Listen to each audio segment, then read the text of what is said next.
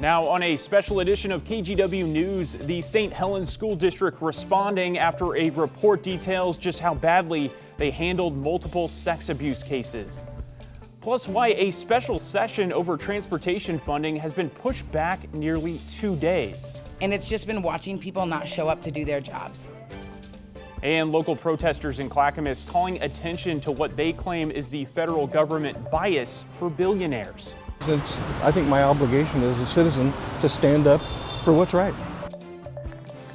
And thanks so much for joining us on this special edition of KGW News. I'm John Adams. Our top story tonight, the St. Helens School District responding to a report saying they failed in handling alleged sexual misconduct at St. Helens High School. Jake Holter is in St. Helens and breaks down what the district said.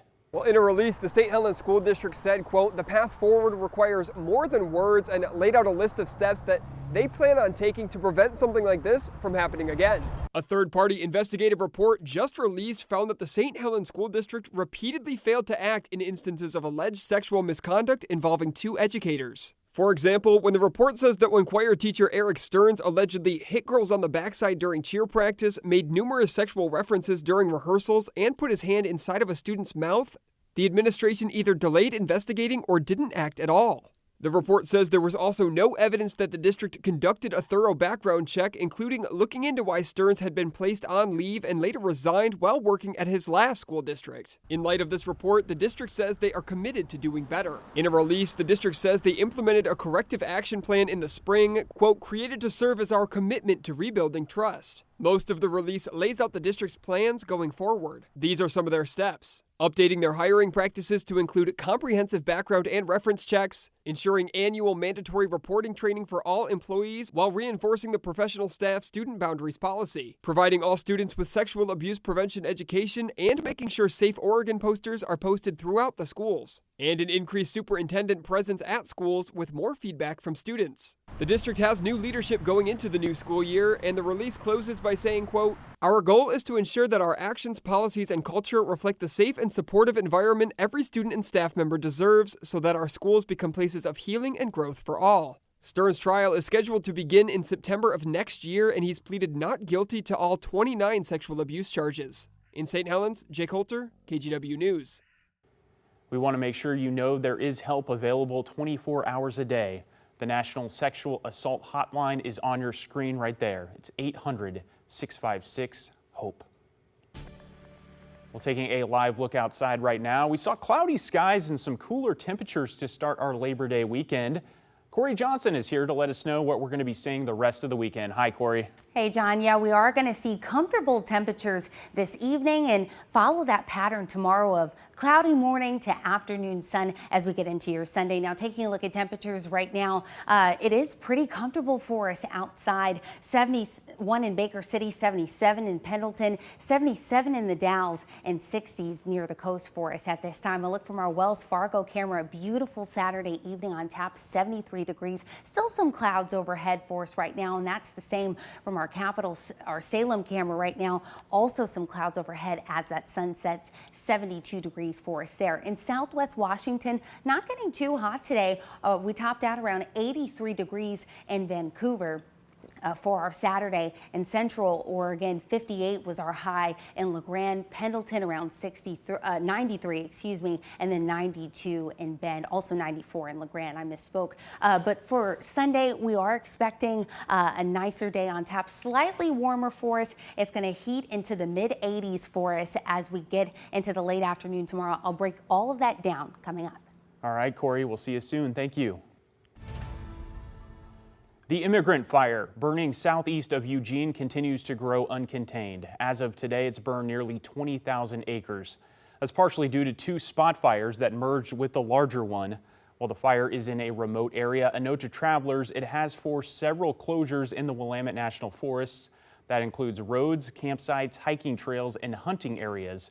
For more information, head to the Forest Service website. Well, a few hours east of Portland in Umatilla County, the Juniper Canyon fire has quickly grown to nearly 10,000 acres.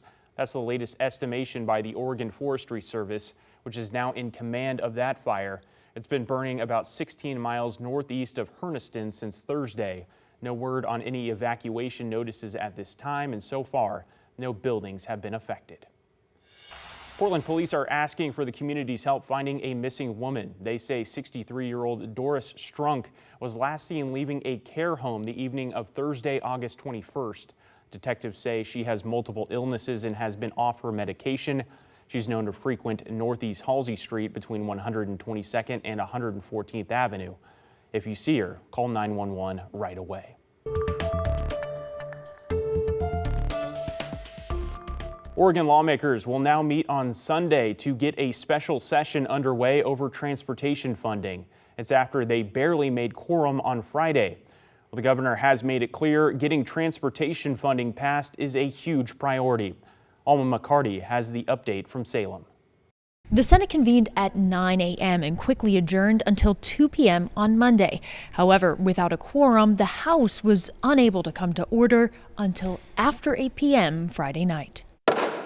Please be seated. Lawmakers back in Salem once again. A quorum is present. Gavelled in to take another shot at passing a transportation funding package during this special session. House Bill 3992 relating to state financial administration declaring emergency. House Bill 3991 relating to transportation prescribing effective date, providing for revenue raising that requires approval by 3/5 majority.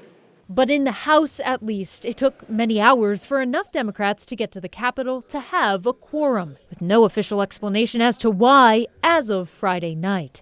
Representative David Gomberg expressing thanks to administrators. The body's gratitude to our clerks team who have been here all day long. Others, like transportation workers and the union that represents them, viewed these delays with disappointment. Well, we had workers show up this morning at 7 a.m. expecting to see the Senate go into session at 9 a.m. and expecting to see the House go in at 11 a.m. It was 11 a.m., then it was 1 p.m., then it was 3 p.m., then it was 3:30 p.m., and it's just been watching people not show up to do their jobs. Supporters of the transportation bill want to see it passed as soon as possible to avert layoffs and large-scale service cuts to ODOT and local transportation and public transit agencies. I mean, you're talking about a really devastated agency, so the impacts to Oregon statewide would be unreal, really unreal. Opponents don't want to see new fees or taxes for Oregonians. It never should have come to this. There are ways to solve this problem that don't actually involve new taxes. And I've suggested that, and I have it in my testimony here. Very simple things that they can start doing today. But if they don't even meet, if they don't show up and there's no quorum, well, then you can't have a conversation. Lawmakers intend to hear more public testimony when the House reconvenes. Again, the House will reconvene on Sunday at 4 p.m. In Salem, Alma McCarty, KGW News.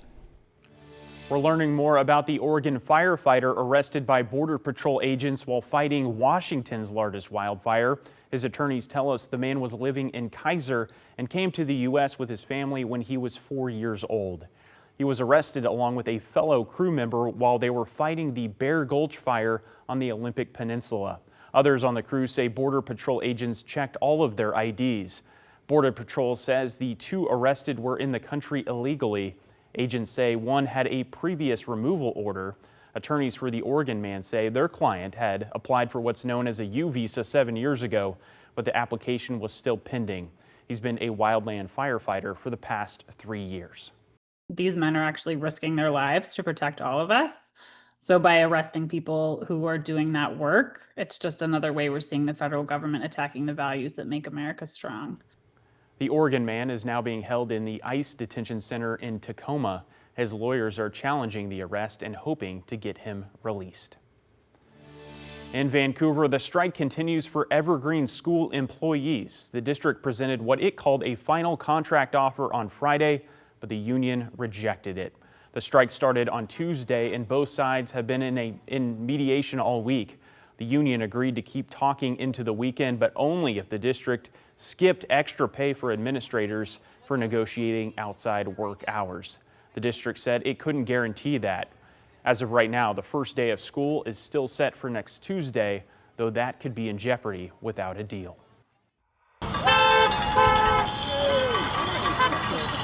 Today, protesters from Indivisible Justice for All lined the sidewalks outside of the Clackamas Town Center Mall, speaking out for workers over billionaires.